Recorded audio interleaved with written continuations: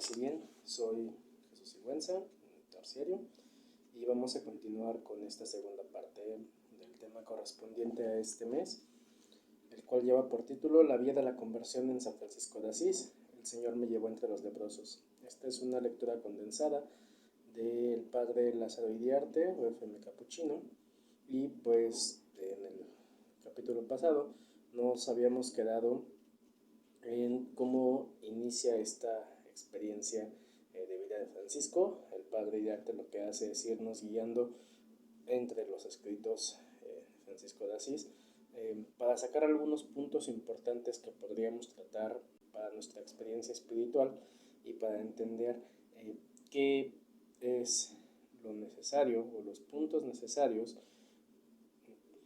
desde su vida de conversión para compararlos posteriormente a nivel personal con la propia conversión y con puntos necesarios para entender el camino espiritual que vamos llevando. Vamos a continuar con la lectura. Nos habíamos quedado en la página 4. El texto, recuerden que lo pueden encontrar en un enlace de Mega en la descripción del video. Bien, la experiencia suprema. Primera parte. La leyenda de los tres compañeros se introduce con el siguiente relato de esta nueva etapa de la conversión. Abro cita. Hallándose cierto día en ferviente oración ante el Señor, percibió estas palabras Francisco: todo lo que amaste carnalmente y todo lo que ambicionaste es preciso que lo desprecies y aborrezcas, si deseas conocer mi voluntad. Y una vez que hayas comenzado a realizarlo, lo que antes te parecía suave y dulce se te hará insoportable y amargo. Y en lo que hasta ahora hallabas repugnancia, encontrarás gran dulcedumbre y suavidad inmensa. Fin de cita. Esto lo tenemos en Leyenda de los Tres Compañeros 11. Lo que importa hacer notar aquí es el vencimiento máximo de llegarse a los leprosos, que fue la experiencia decisiva en el triunfo de la gracia, la que le hizo dar la vuelta, valga la expresión. Y subrayo en el texto. He dicho vencimiento máximo. Toda la naturaleza de Francisco, delicada hasta el refinamiento, se revolvía al espectáculo de las carnes putrefactas de un leproso. Celano, en la vida primera, recogiendo una confesión personal del santo, observa que, abro cita, era tal entonces su repugnancia a la vista de los leprosos, que al divisar desde 2 millas de distancia una leprosería, se tapaba con las manos las narices para no sentir el hedor. Fin de cita, primera de Celano 17. Y otra cita nuevamente, abro cita, y aunque su compasión por ellos le llevaba a socorrerlos con limosnas, lo hacía por intermediario, volviéndose el rostro a otra parte y tapándose las narices. Esto lo encontramos en Tres Compañeros 11, fin de cita. Cabalgaba un día por la llanura de Asís cuando le salió al camino un leproso. Era el momento de dar a Cristo la prueba decisiva de su disponibilidad para conocer su voluntad. Haciéndose enorme violencia, se apeó del caballo, puso la limosna en la mano del leproso y se la besó. El leproso, a su vez, apretó contra sus labios la mano del bienhechor. Montando otra vez, Francisco prosiguió su camino con el alma llena de un sabor desconocido, llena de gozosa expansión. Hacemos un paro en este momento. El título lleva aquí la experiencia suprema, o el subtítulo de lo que vamos viendo, y tiene que ver con, vamos a interpretarlo también de una manera teológica desde esta cuestión del abajamiento, ¿no? En San Pablo tenemos el concepto de la kenosis, que es el abajamiento, que aplica a Cristo en tanto que decide encarnarse, ¿no?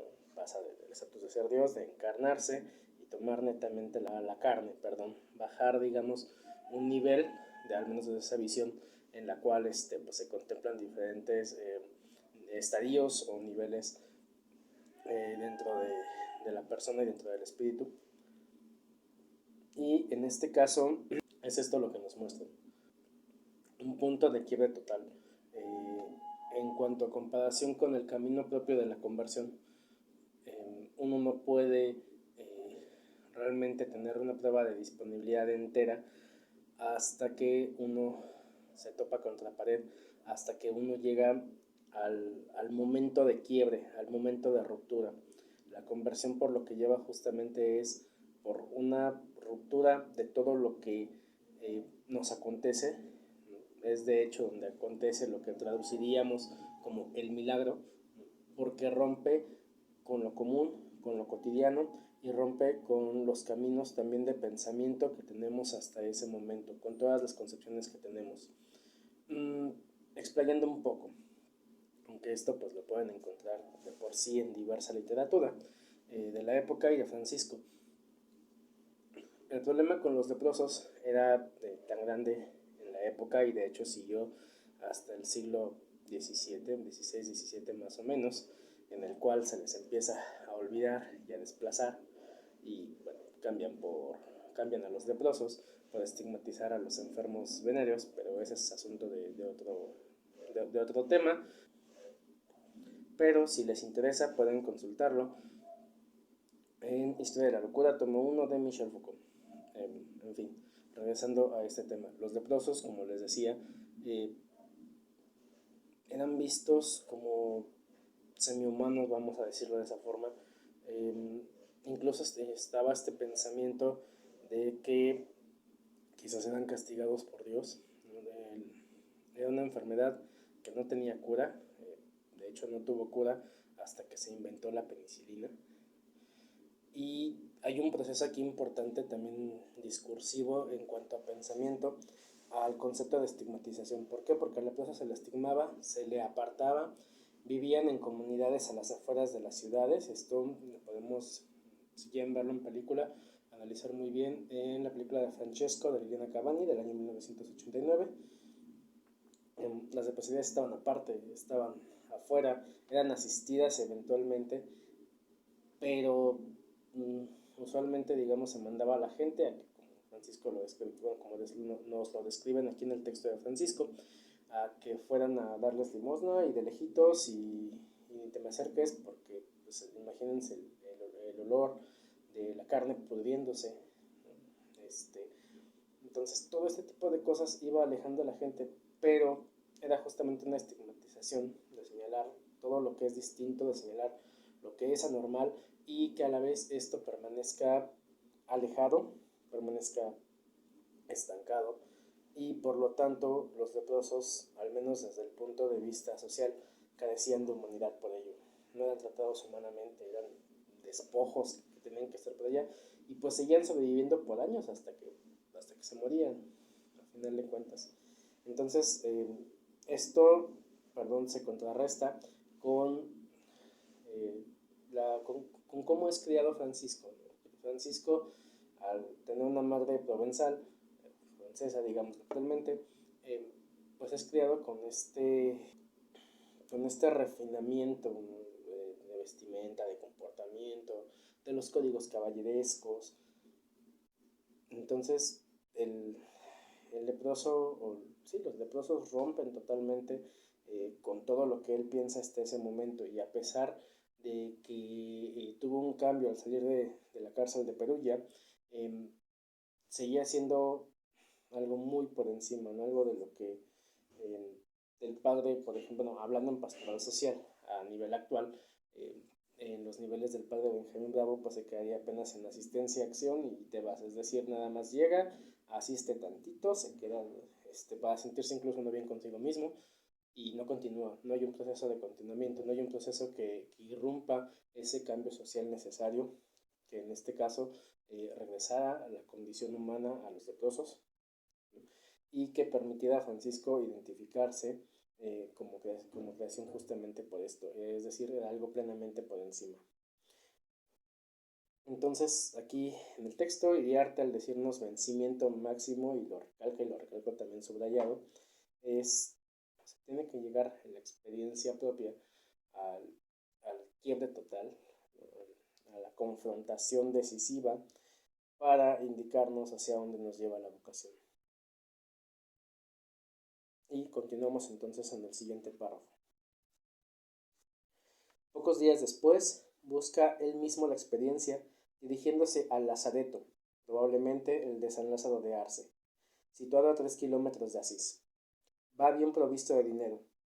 Reuniendo a todos los leprosos, da a cada uno su limosna, besándoles la mano. Cristo se le ha revelado por fin en el pobre más pobre en la Edad Media. Desde ahora irá a encontrarse gustosamente con él en los hermanos cristianos, los leprosos. ¿Y cómo le agradaba a Francisco designar con esta denominación popular a aquellas configuraciones vivas del Cristo paciente? Lo que a sus ojos los hacía más dignos de lástima no era, sin embargo, su pobreza ni sus dolencias, sino aquel alejamiento del consorcio humano al que se veían condenados como seres vitandos. Y hago una pausa rápida para señalar nada más dos cuestiones. Recuerden que comúnmente señalo que la experiencia espiritual franciscana, la vida franciscana, está llena de una vitalidad, ¿no? Es una expresión de vitalismo en todo momento.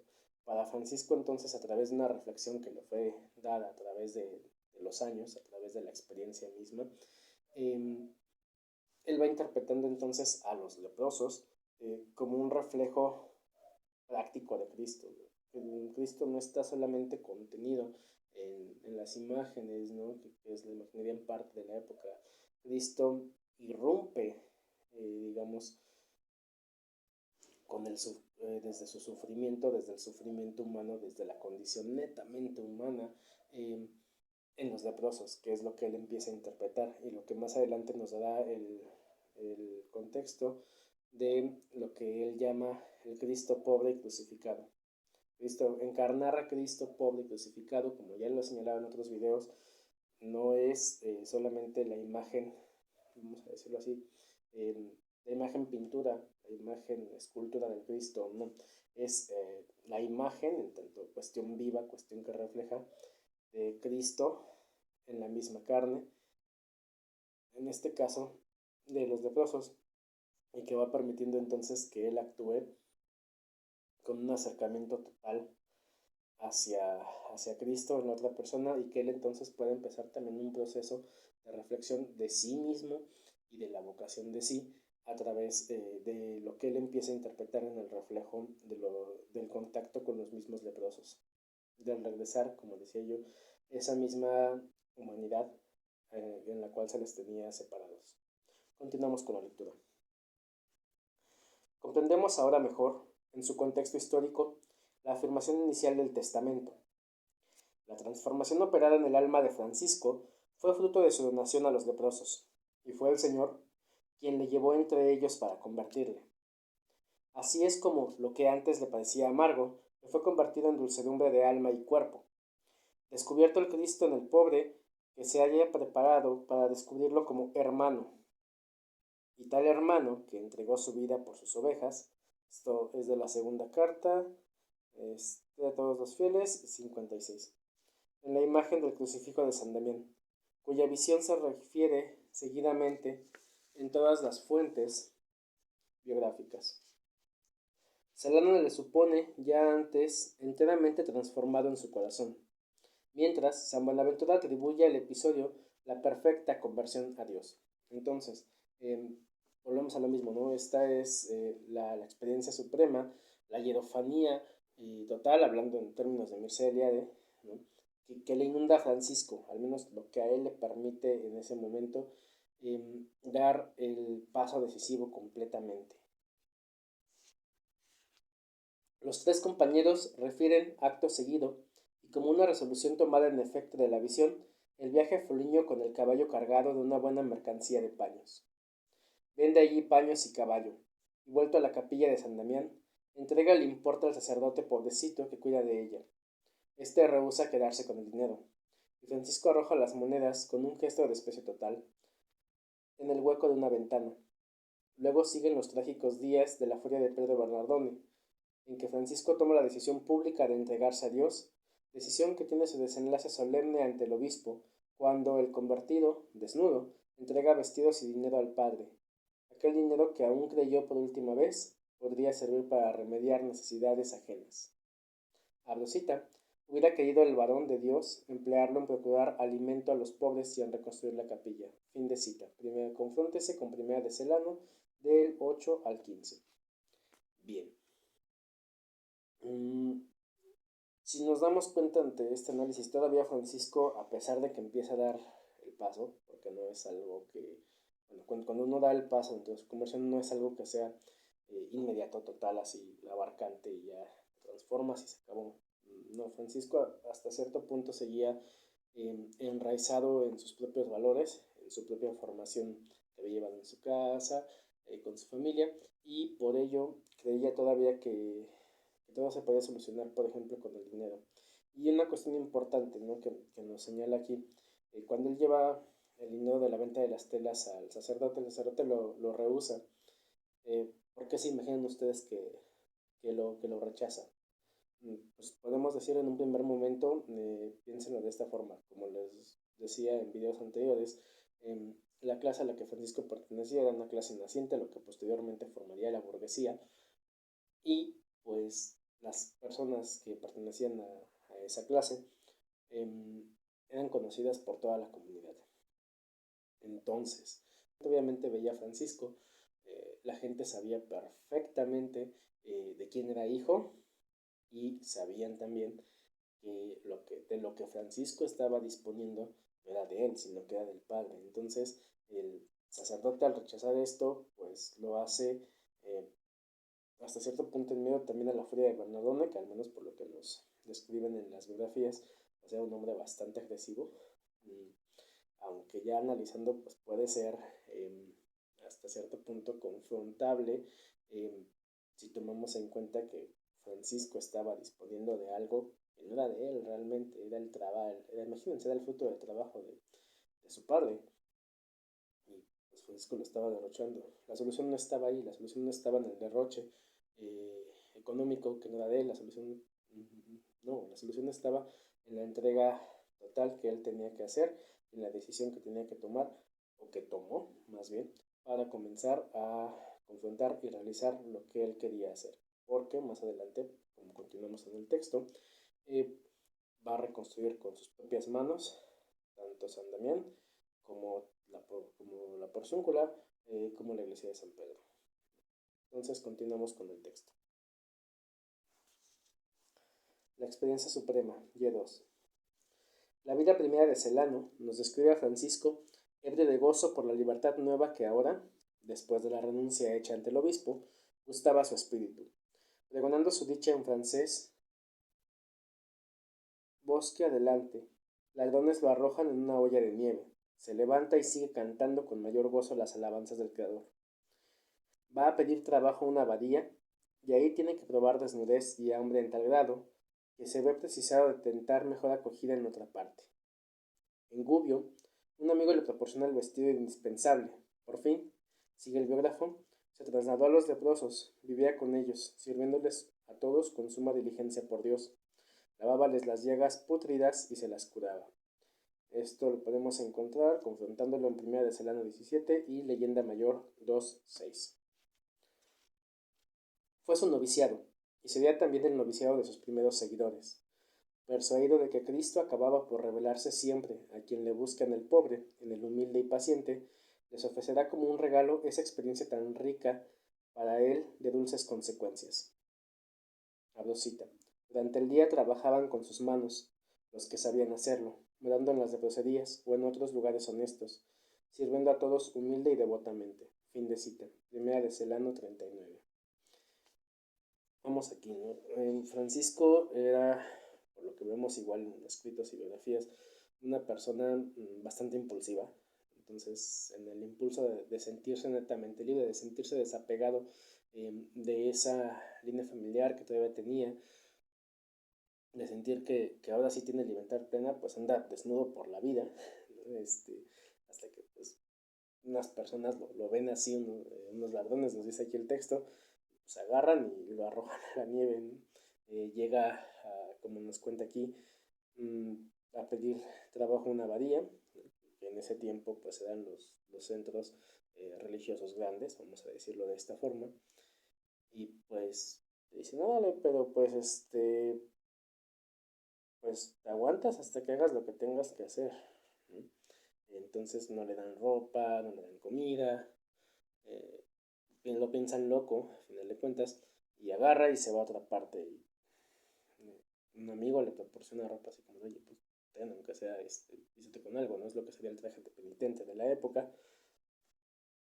Y termina yendo a aceptar esta confrontación total a través de los leprosos, ¿no? Del concepto que, como dijimos hace rato, sería el de Cristo pobre y crucificado, y se queda con ellos.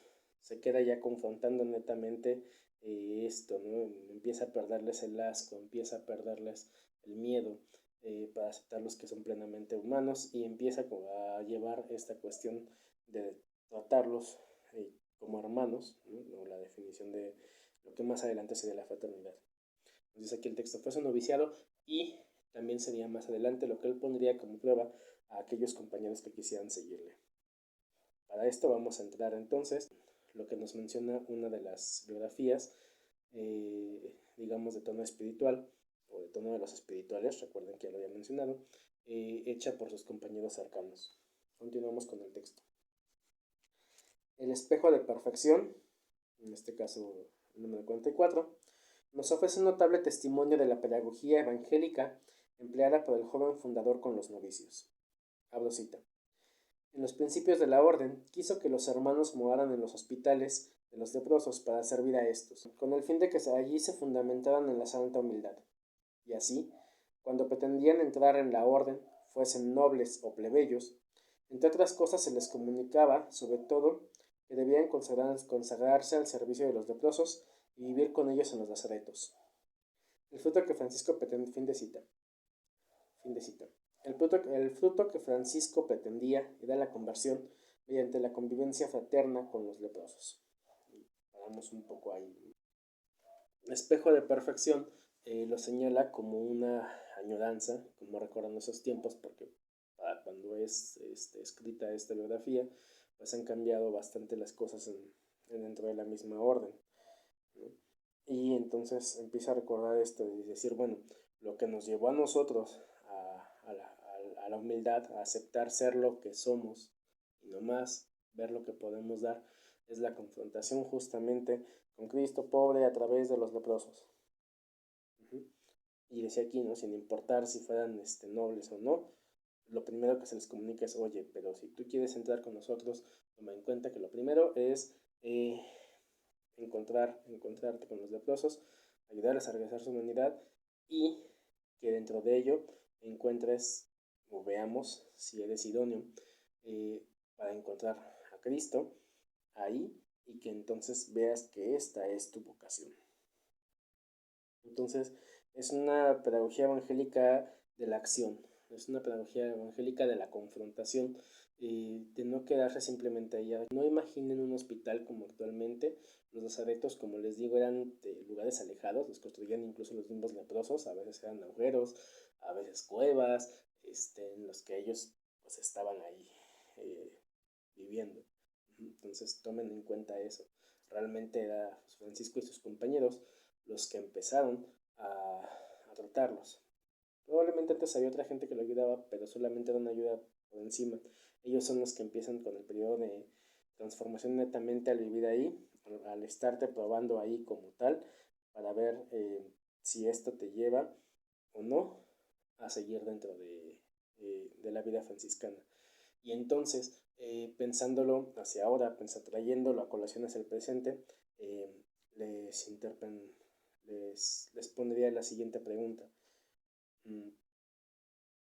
¿Qué tipo de experiencia nos llevaría a nosotros que queremos vivir la vida franciscana a aproximarnos a esta experiencia del encuentro, a esta experiencia vivencial que realmente nos sería necesaria actualmente como franciscanos? Sean ustedes seglares, sean ustedes OFM, sean ustedes clarisas, o que simplemente que les interese la espiritualidad franciscana. ¿Qué experiencias tendríamos personalmente que llevar?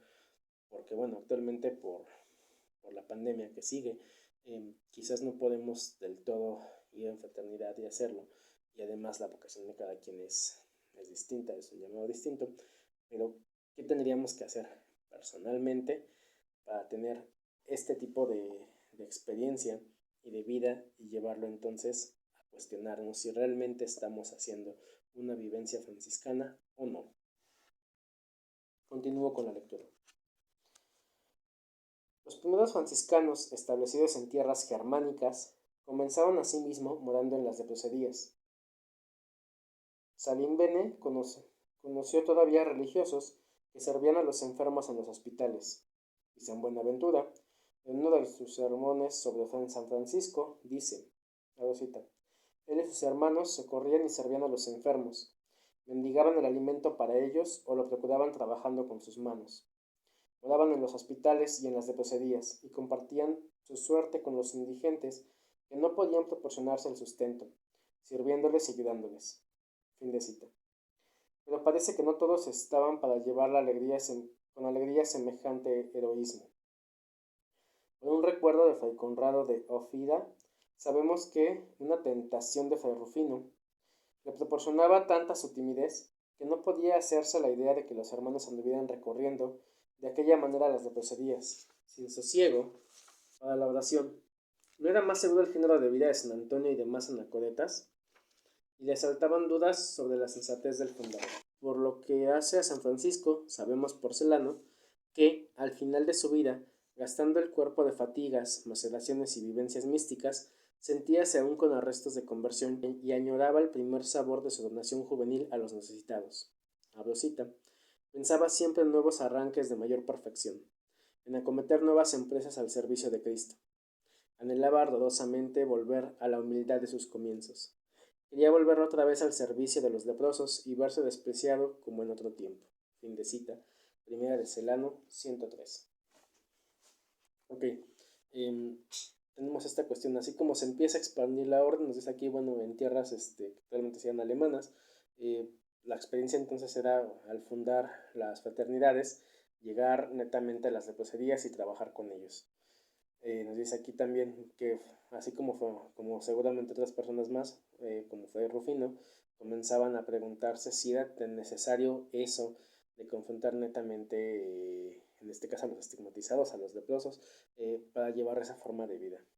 Y eso nos lleva mucho al concepto racional que tenemos actualmente, el concepto capitalístico racional, ¿no? De decir, bueno, es que eso es una exageración, es que Francisco porque era santo, ¿no? Como dicen usualmente, ay, los primeros hermanos porque eran otros tiempos, ¿no? Que es lo que he escuchado muy típico, y no, de hecho no. Parte del por qué he abierto este canal y la lista de reproducción de genealogía franciscana es por traer a colación conceptos de la espiritualidad franciscana hacia un pensamiento filosófico y como herramientas de trabajo hacia repensar alternativas a la actualidad. Y aquí voy a salirme un poquito del texto para explicar lo siguiente, que creo que es prudente. Nuestra sociedad actual está basada netamente en un concepto capitalístico, en un concepto en el cual la racionalidad es lo que tenemos por mito, es decir, entendamos el mito como una explicación de lo que nos acontece alrededor, ¿no? El mito no es algo inventado, sino es lo que nos tomamos nosotros para explicar lo que tenemos. Entonces, bueno, esto lo encontramos en un autor que se llama Espósito, si les interesa, por cierto. Entonces, la racionalidad es el punto del cual partimos actualmente para explicarnos las cosas. Y claro, vista desde un punto lógico, racional, la actitud de Francisco en su época parece algo bastante loco, algo alejado, porque claro, hablando en un pensamiento individualista, ¿quién se atrevería a ponerse en riesgo, de contagio, en riesgo de que algo le pase en esos lugares, como hoy te diríamos, de mala muerte, como las leproserías? Y actualmente no tenemos leproserías, pero tenemos otros lugares bastante señalados de lo que aparentemente como forma social nos es malo, nos es negativo, ¿no? Como no voltear a ver a los niños, a la gente en situación de calle, a las trabajadoras sexuales, simplemente como no volteaba a los vecinos que parece que algo están haciendo mal o bien, ¿no? Y que por eso hay que considerarlos como negativos. Y no, realmente la vida franciscana, desde esta cuestión, experiencial, desde esta cuestión de basarnos hasta cierto punto desde un empirismo de la acción. Yo lo explicaba o lo intentaba explicar en otros videos como una cuestión vivencial, una cuestión existencial, porque nuestra existencia, hablando en términos actuales, está permeada, en este caso, por la acción. No podemos aprender o no podemos confrontar, o lo que nos hace realmente a nosotros como personas, a lo que llamamos humanidad, es, al menos desde un punto de vista franciscano, el actuar en identificarnos como un parte de todo, que es lo que sería el concepto de la fraternidad, y que ese todo proviene de una sumidad, de una totalidad, que es lo que consideramos como Dios. Ajá. Y si se fijan, esto es precioso porque rompe netamente así, de una manera contundente, con la visión individualista y solipsista. Es decir, el solipsismo es aquello, es el creer que solo es auténtico o verdadero, más bien auténtico o válido, lo que creemos cada quien, ¿no? Y esto no es, esta visión lo que hace es romper netamente con eso. Desde ese sentido, nos permite quizás construir ciertas salidas al gran monstruo capital que tenemos actualmente. Y es lo que me importa y preciso para hacer estos videos y para traerles estos materiales, ¿no? Tomar en cuenta que la experiencia espiritual no es nada más una experiencia propia que se queda ahí, que está aparte en cada quien, sino que al menos desde una visión franciscana nos va a llevar justamente a entendernos como parte de un todo, y que actualmente es tan necesario ante todos los puntos de ruptura sociales que tenemos, que son bastantes, y que nos permitirían, a la manera de Francisco, actuar y adaptarnos en los diferentes lugares en los que somos necesarios, porque no es llegar con la bandera de yo soy franciscano y por esto, no, es llegar y actuar en donde lo necesitemos, en donde sea necesario, analizar los frutos e ir después a otro lugar, que es parte de la itinerancia, y que por cierto sería bastante compatible con otro punto de vista filosófico que se llama multitud, que corresponde a autores como Michael Hart y Antonio Negri, que habla justamente de esto. Ellos tienen un concepto filosófico político que se llama la red de enjambre, el trabajo de red de enjambre, y consiste en lo siguiente. Un enjambre, como las abejas, bueno, es un lugar en el que todos trabajan por un fin, y cuando, por ejemplo, si el enjambre se ve dañado, todas las abejas, algunas obreras y demás, reparan lo que se tiene que hacer, y una vez reparado van a hacer todo lo que haga falta. Entonces, desde este concepto, se aplicaría bastante, o podríamos jalarlo hasta cierto punto al franciscanismo, para decir entonces que podemos ir a diferentes lugares, actuar, hacer lo que nos corresponde y seguir después haciendo en otros lugares lo que se necesita. Y es lo bello de nosotros que nos decimos o que queremos vivir una vivencia franciscana, para actuar después en un sentido político en diferentes lugares, recordando que la política no es lo que nos señalan, sino el actuar que tenemos dentro de la comunidad, dentro de la sociedad. Y entonces regreso al texto. Vamos con la tercera parte, para no hacer el video más extenso. Y esta lleva por título La pobreza y humildad de nuestro Señor Jesucristo. El ideal de pobreza evangélica no se le descubrió a Francisco en la fiesta de San Matías de 1209. Antes que en él el Evangelio, había encontrado ya a Cristo en el hermano que sufre. En la película Francesco di Assisi, Liliana Cavani se ha servido de un recurso muy acertado para sensibilizar ese descubrimiento progresivo del rostro de Cristo en el pobre. Cada vez que Francisco da un paso más en su afán de fraternizar con los necesitados, al volver a su crucifijo de San Damián, en la mano, se le muestran más claros los rasgos del rostro del Salvador. Subrayo. Y ese Cristo, pobre y paciente, no es una creación teológica ni un mero cauce del culto o de la piedad, sino una existencia real, como la de cualquier hombre que padece necesidad o humillación, pero es el Hijo del Dios Altísimo. Abro cita, tan digno, tan santo y glorioso, que tomó la verdadera carne de nuestra humanidad y fragilidad y que, siendo rico sobre todas las cosas, quiso no obstante escoger la pobreza. Fin de cita. Confróntese con segunda carta a los fieles del 4 al 5. Ok, entonces como les digo aquí, sí, hay una concepción teológica, pero esta nace posteriormente. Francisco no está pensando como los predicadores, ¿no? Como Santo Domingo, que son de la época, en primero elaborar conceptos teológicos y después aplicarlos. No, Francisco a lo que se va es a la vivencia, a la vida, al actuar, y este actuar da como consecuencia ya después el concepto teológico. Él jamás lo define en sus escritos, sino que va y lo vive, ¿no? Entonces, ese Cristo paciente, ese Cristo pobre, como nos dice aquí, va a ser todo aquel que padece necesidad o humillación.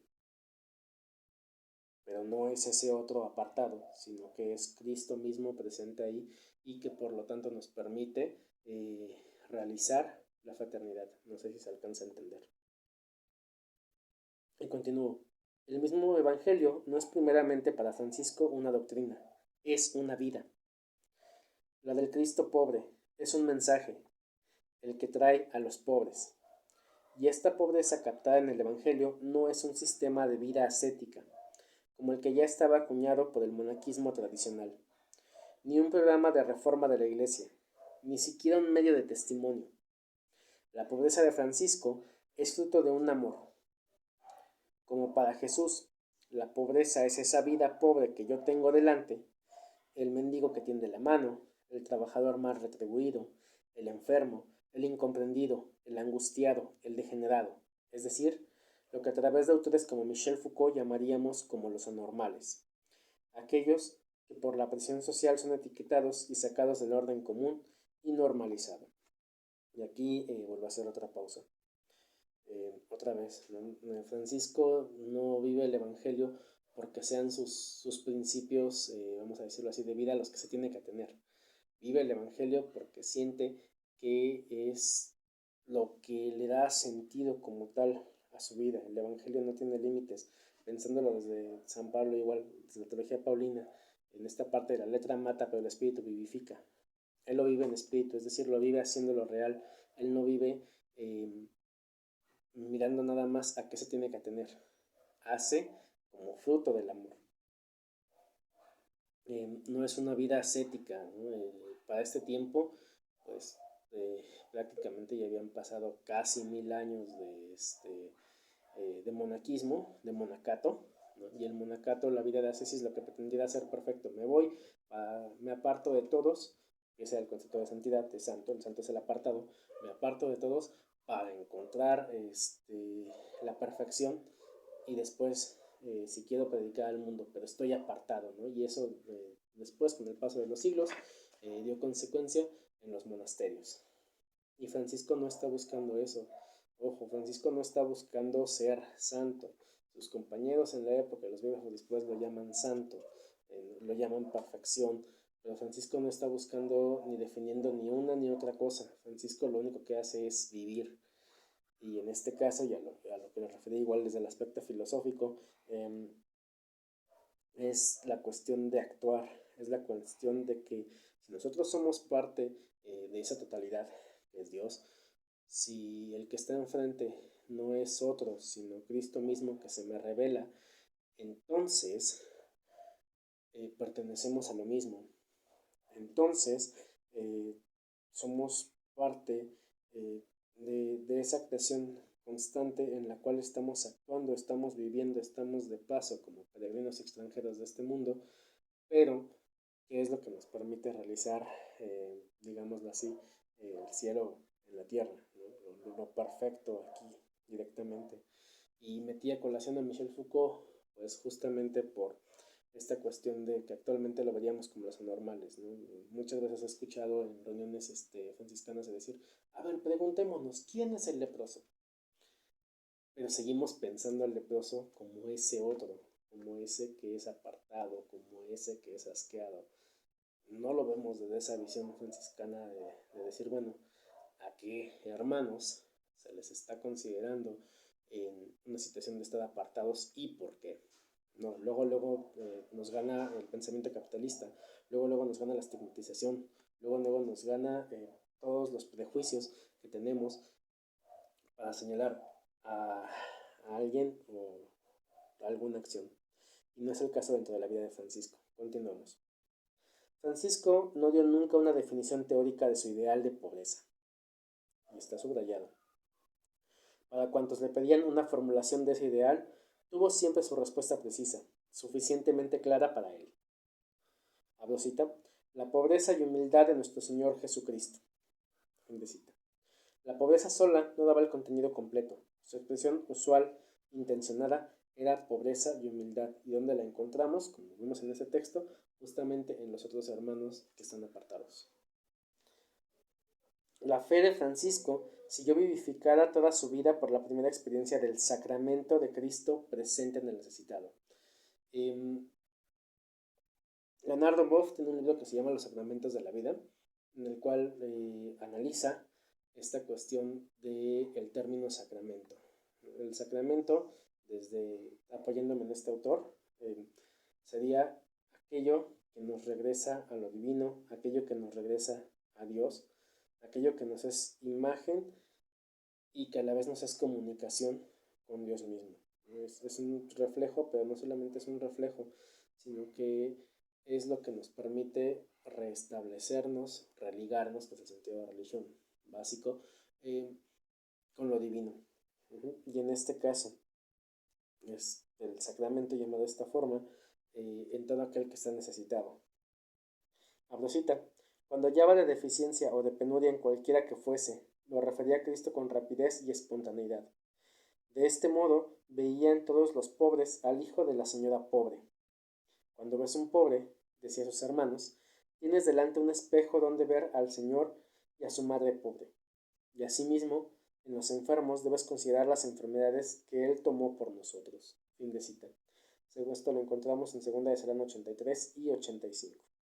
Entonces, es una fe y me recuerda muchísimo la oración sobre el Cristo de San Damián, ¿no? Nos dice, dame una fe recta, una esperanza cierta y una caridad perfecta.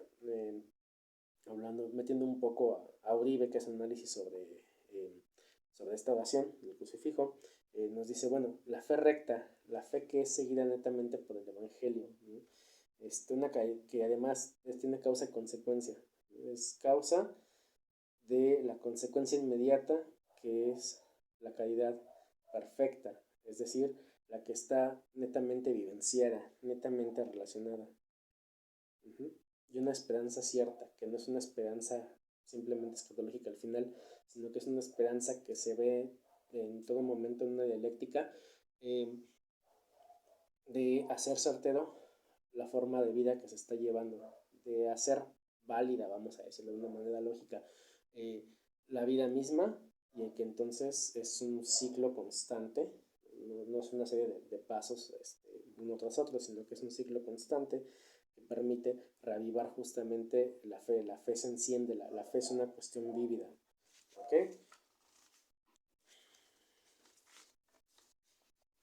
No es San Francisco el único gran convertido que halló a Cristo a través del prójimo. De la geografía cristiana, hago un paréntesis rápido, la geografía nos refiere a las biografías inmediatas, ¿no? En este caso las de los santos. De la geografía cristiana podría sacarse un largo catálogo de grandes seguidores de Cristo en quienes la gracia siguió la misma vía. Pensemos en Santa Isabel de Hungría, terciaria por cierto, mezclada con los porteseros y acostando a los leprosos hasta en su propio lecho. En Santa Margarita de Cortona, repartiendo limosnas a manos llenas y alternando con los pobres, cuando todavía estaba unida en concubinato con el marqués de Montepulciano. No admite muestra alguna de agradecimiento, porque es ella la que se siente favorecida por los socorridos. Y una vez convertida, tiene prisa por experimentar junto con su hijito el rigor de la miseria.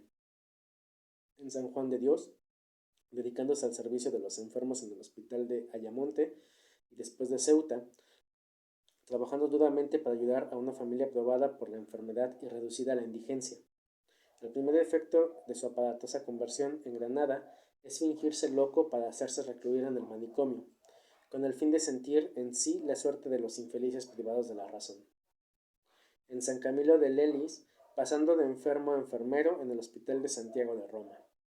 En San Vicente de Paúl, saliendo vencedor de su propia crisis de fe cuando decide consagrar su vida al servicio del prójimo. En San Ignacio de Loyola, ya en pleno proceso de transformación, cambiando sus vestidos con los de un pobre en Montserrat y alternando, en Manresa, sus jornadas de contemplación luminosa con el servicio en los hospitales. De aquí terminaría el texto, solo queda un breve epílogo.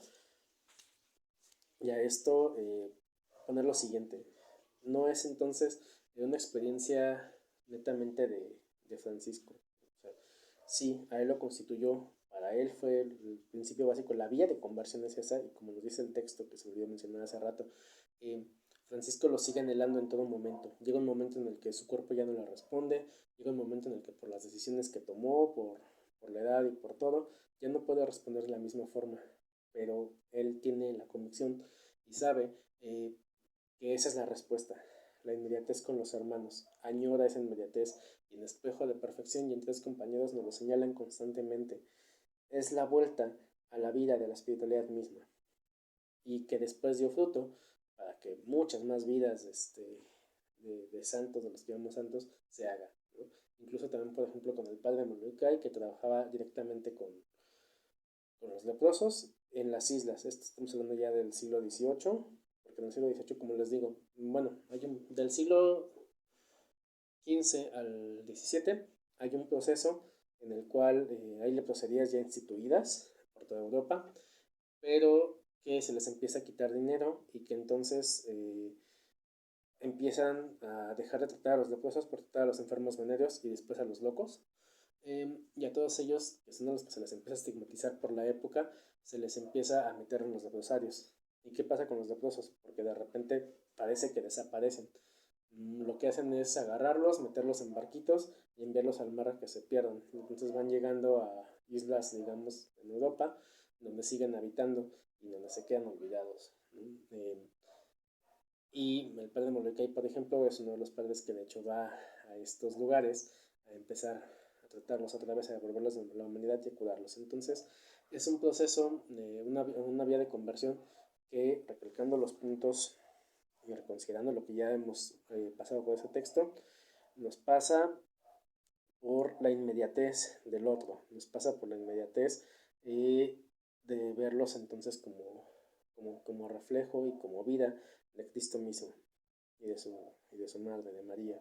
Y en ese sentido, Francisco piensa a María como una acción. María está todo el tiempo en acción constante, no es nada más la madre estática y sumisa que está ahí. Terminamos entonces con el texto. La vuelta de la experiencia de vida a través de San Francisco de Asís consiste justamente en hacer vida, encarnar voluntariamente a Cristo pobre. De ahí la fraternidad. No como condición de compasión entendida en términos actuales, sino de emparejamiento por una vida que sigue pulsando y exigiendo que la voluntad divina se haga presente a través de la acción. Estoy ya intentando establecerlo una base filosófica de pensamiento. El llamar hermano, hermana a las demás criaturas, incluyendo al otro, al denegado y al apestado, implica un reconocimiento de sí mismo en los otros, de sabernos iguales, también de analizar y reconocer su situación y hacer una transformación directa de ésta. No es, como diría anteriormente Iriarte, una mera formulación teológica, sino una forma de vida hecha carne, como regla primera de acción y amor. Y esto es en lo que nos llama como seguidores de Francisco a la forma de vida elegida. Hay unos versos anónimos ingleses que lo dicen muy exactamente. Busqué mi alma, pero no la podía ver. Busqué a mi Dios, pero mi Dios se me iba. Busqué a mi hermano y encontré a los tres. Y pues muchas gracias por ver estos videos. Saben que me ayudan mucho compartiéndolos. Muchas gracias por los materiales. Ya muy pronto estaré probablemente 1 o 2 semanas, subiendo el material del siguiente mes. Espero que esto les sirva. Igual, como les digo, tenemos un acervo en Facebook, se llama Acervo Permanente para Formación, Acervo Digital Permanente para Formación UFS, en donde pueden encontrar algunos de estos textos completos, como también otros textos que pueden servirles para formación. Ese es el fin de ese grupo. También está el canal de Genealogía Franciscana, que es donde lo abordo un poco más filosóficamente, con los textos que voy sacando. Ahorita estoy un poco desatendido, pero prontamente estaré sacando algunos materiales. De hecho, quiero sacar algo de San Buenaventura, que acaba de pasar la festividad, del itinerario de la mente hacia Dios. Entonces estén al pendiente porque durante este mes de agosto estaré subiendo probablemente también ese video. Y pues igual, para poder seguir haciendo este trabajo, si gustan alguna aportación es bienvenida, si no, basta con que compartan el material, me ayudan muchísimo. Y recuerden que pueden descargarlo, como lo dije ya en un principio, en el enlace de Mega. Espero que les sirva mucho para formación y pues muchas gracias. Paz y bien.